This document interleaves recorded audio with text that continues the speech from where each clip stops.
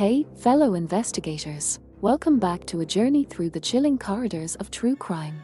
In this video, we unravel the spine-chilling tale of a notorious killer whose name sends shivers down the bravest spines, Ted Bundy.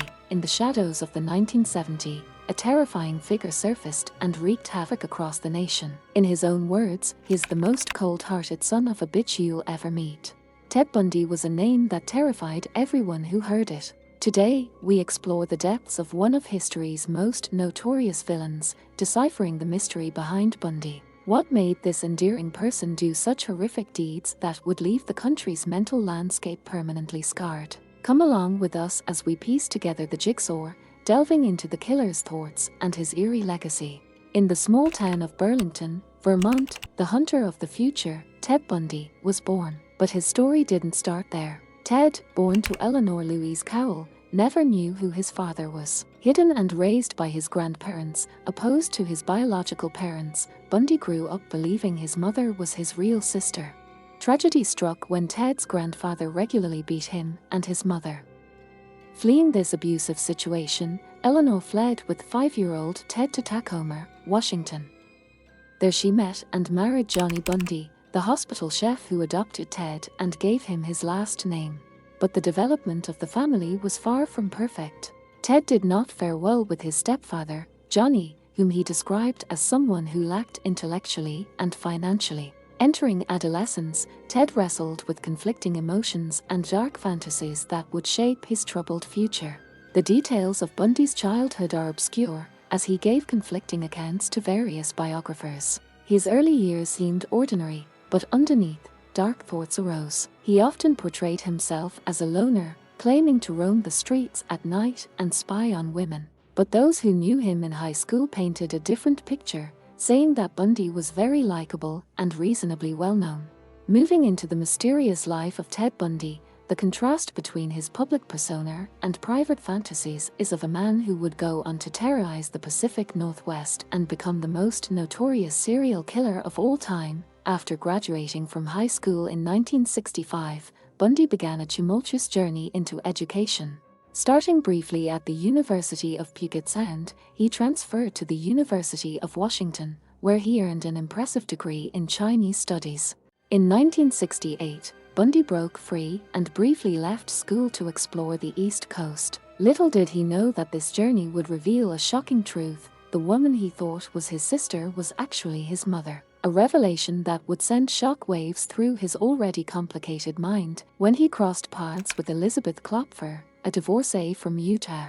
Their relationship began in the aftermath of the Pacific Northwest carnage that would later haunt the region. Working on campus, Klopfer would be one of the first to alert police to potential Bundy involvement. Around the same time, Bundy contacted Ann Rule, a former Seattle police officer who worked on the suicide hotline problem. Little did he know that this man would be linked to a heinous crime.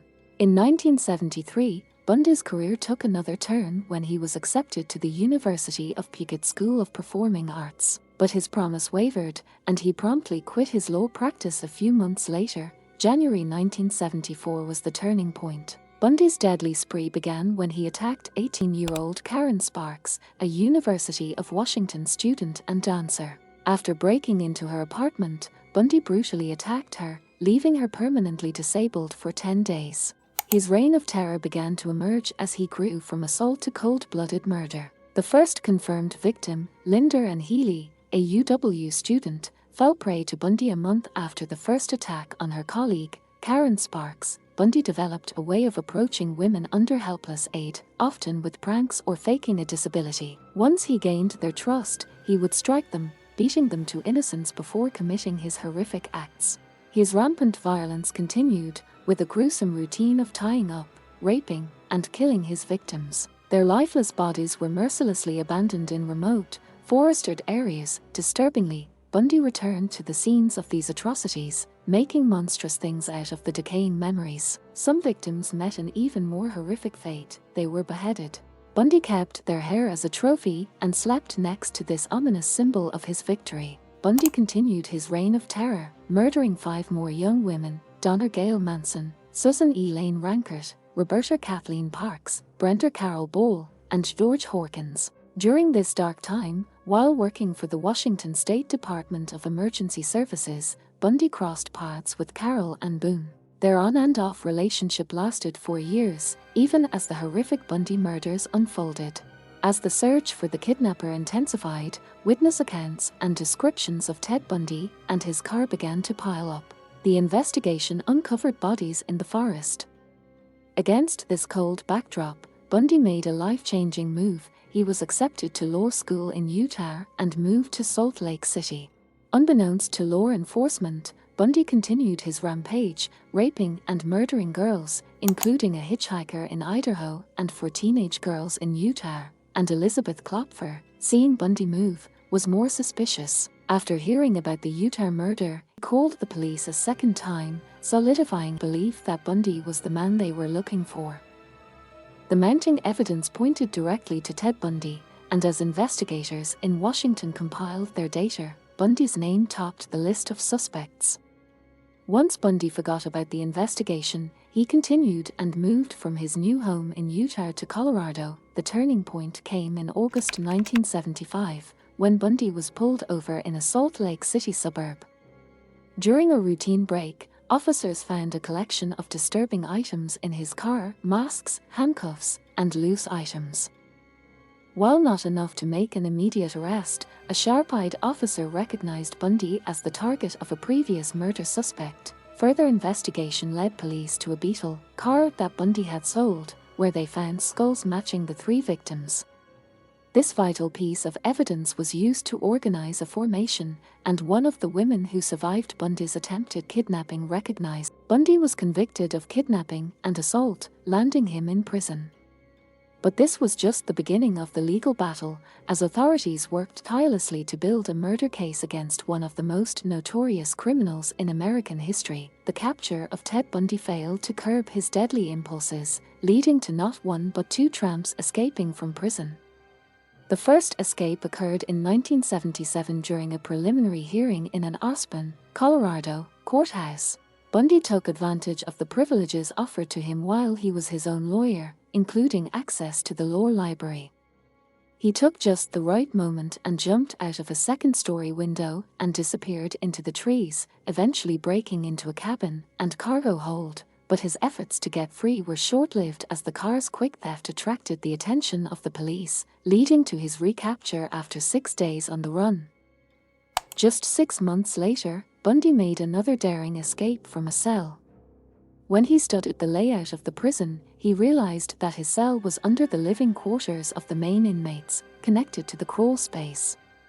After obtaining a small hacksaw from another inmate, Bundy built a narrow crawl space by ceremonially cutting through the ceiling during exercise and the bathroom to facilitate his escape.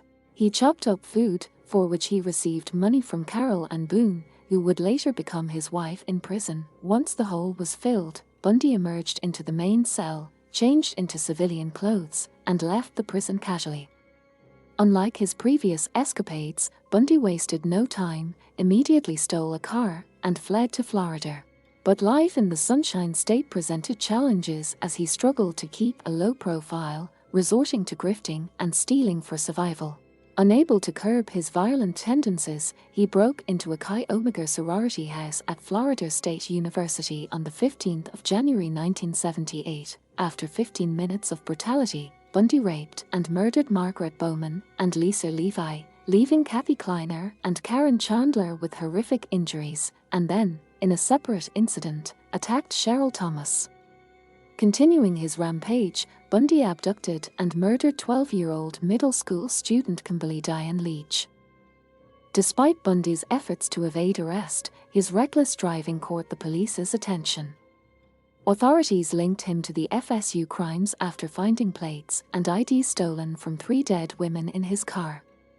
When Bundy was arrested, he made threatening remarks to the officer, "I wish you'd killed me." During Ted Bundy's trial, he ignored his prosecutor's lawyer and took control of his own defense. This smooth process also bothered those who were assigned to work with him. Defense analyst Joseph Alloy bluntly described Bundy as close to devil-like as anyone I've ever met. While Bundy carefully cross-examined the witnesses on his behalf and pursued legal proceedings with cool composure, the tension in the trial reached a palpable level as the prosecution presented a mountain of evidence, including Bundy's precise mannerisms, eyewitness evidences, and court proceedings relating to the dangerous crimes. Audience members, journalists, and even jurors were on the edge of their seats. They denounced the atmosphere as a mixture of horror, disbelief, and sickness when the prosecutor painted a vivid picture of Bundy's brutal actions and devastating impact on the lives of several victims. Bundy attempted to change the court dynamic while maintaining his charisma and charm. But the facade of faith began to crack as the weight of evidence pressed against it.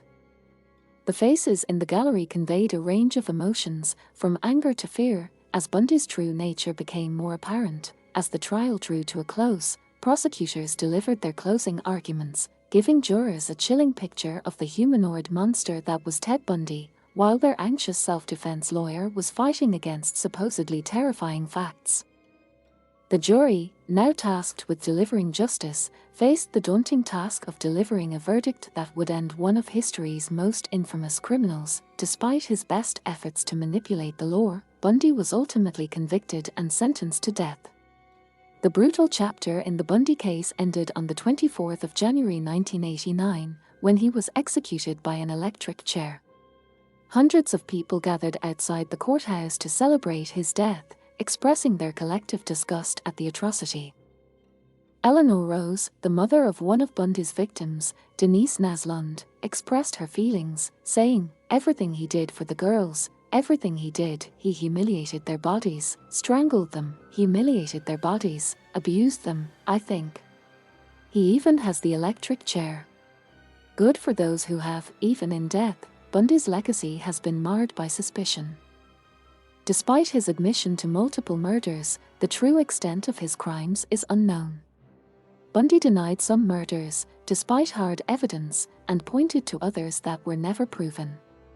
Authorities estimate that Bundy was responsible for the deaths of anywhere from 30 to 40 women, solidifying his status as one of the most notorious and dangerous serial killers in American history, the villain who has no heart.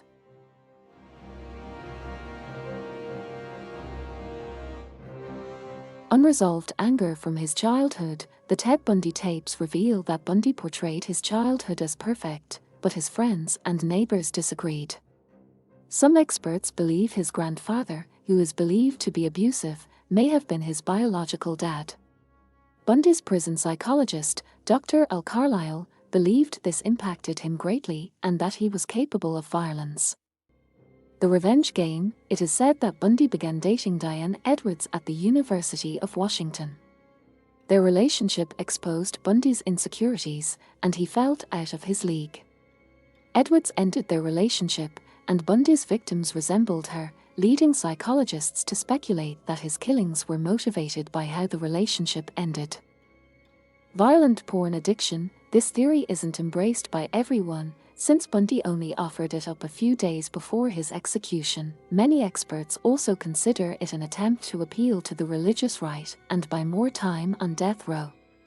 However, Bundy asserted that his use of porn began ordinarily, progressed to an extreme, and ultimately reached a point where he felt compelled to act out his thoughts. In an interview conducted just before his execution, he stated, "Like most other kinds of addiction, I would keep looking for more potent, more explicit, more graphic kinds of material. Similar to an addiction, you can't stop needing something harder and harder, something that makes you feel more excited. Up to the moment when pornography is no longer acceptable."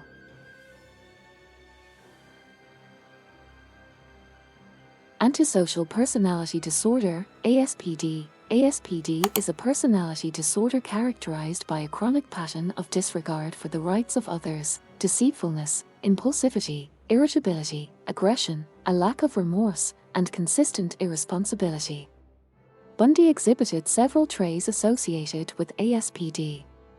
His deceptive tactics, lack of empathy, and consistent disregard for the well-being of others are indicative of this disorder.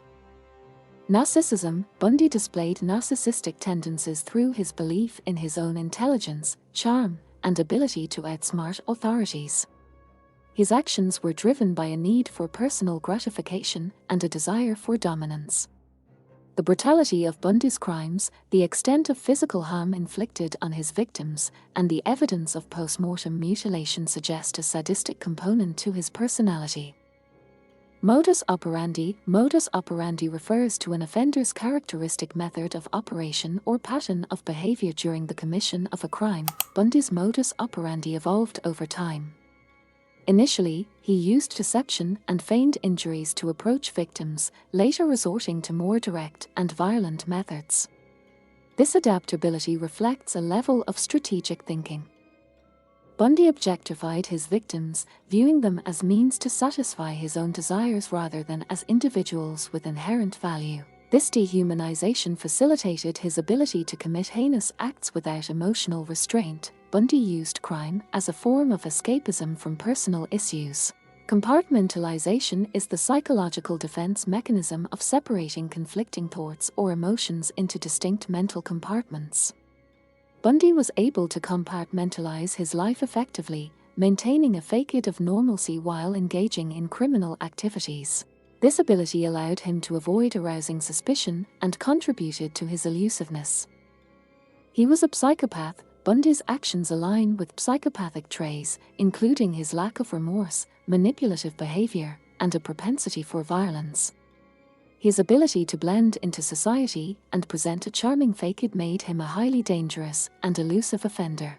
Clearly, his story shows that while the environment has an important effect on the direction one ends up going in life, it certainly isn't everything. As we reflect on this tragic chapter in history, let us honor the memory of the victims whose lives were tragically cut short. May their stories be a testament to the resilience of the human spirit and a reminder to remain vigilant against the forces that seek harm. Thank you for joining us on this journey through the dark corridors of the Ted Bundy story. Until next time, stay curious and stay safe.